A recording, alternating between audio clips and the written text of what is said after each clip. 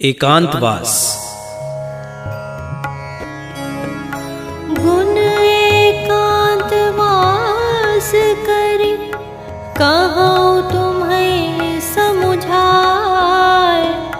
सुनहु सुधर्मा दुख सब, वेगहि देहि नशाय।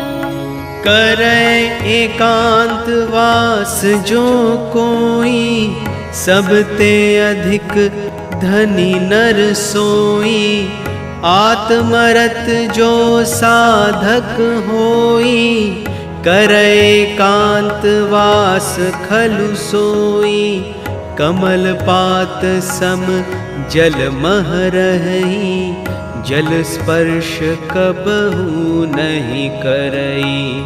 तिन कह जानहु सुलभ सभय धन, श्रद्धाशील विश्वास तपोधन।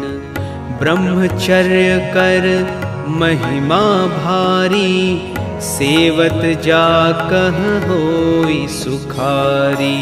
ब्रह्मचर्य एकांतवास, संग करे जो नर चित लाए।